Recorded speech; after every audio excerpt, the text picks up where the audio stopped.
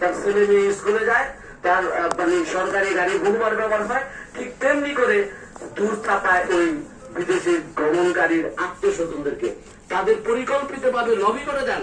ভিআইপিদের lobby আছে, VIP gate আছে, আর যে ভিআইপির জন্য এই বিমানবন্দর যারা বেশি ব্যবহার করে, বেশি ট্যাক্স দেয়, তাদের জন্য সেখানে কোনো সুব্যবস্থা নাই।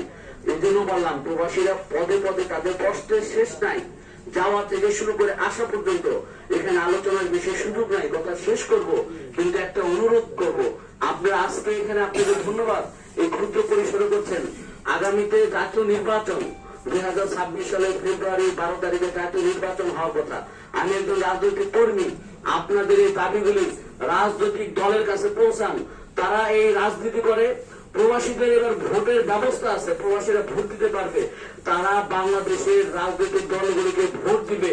তাদের প্রতি, প্রবাসীদের প্রতি এই ভোট যারা রিসিভ করবে, যে রাজনৈতিক দলের ভোট রিসিভ করবে, যাদের মার্কায় তারা ভোট দিবে, প্রবাসীদের প্রতি তাদের কি কমিটমেন্ট, তারা ক্ষমতায় গেলে ভবিষ্যতে প্রবাসীদের জন্য কি কি সুযোগ সুবিধা দরকার নাই, তার ন্যায্য কি কি অধিকার প্রবাসীদেরকে প্রোভাইড করবে, তার প্রতিশ্রুতি তাদের নির্বাচনী ইস্তেহারে অন্তর্ভুক্ত করতে হবে।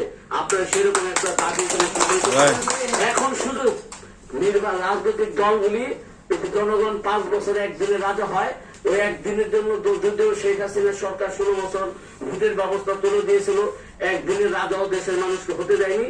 সেই এইবার যদি ভোট হয়, ইউনূস সরকার যদি সেই নিরপেক্ষ ভোটের ব্যবস্থা করতে পারে, বাংলাদেশের জনগণ প্রবাসী সহ তারা একদিনের রাজা।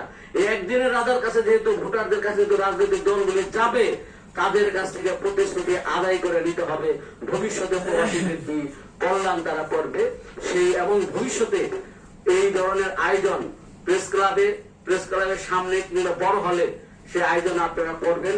আমরা আপনাদেরকে পাশে থাকবো, রাজনৈতিক কর্মী হিসেবে আমরা আপনাদের পাশে থেকে বাংলাদেশের সরকারকে সকল প্রবাসীদের পক্ষ থেকে এই দাবিগুলি তুলে ধরার জন্য আমিও নিজেও আগ্রহ প্রকাশ করছি। এই আয়োজন করার জন্য আপনাদেরকে ধন্যবাদ জানিয়ে, আমাকে কথা বলার সুযোগ দেওয়ার জন্য আবারও ধন্যবাদ দিয়ে আমি আমার কথা শেষ করছি। সবাইকে আসসালামু আলাইকুম।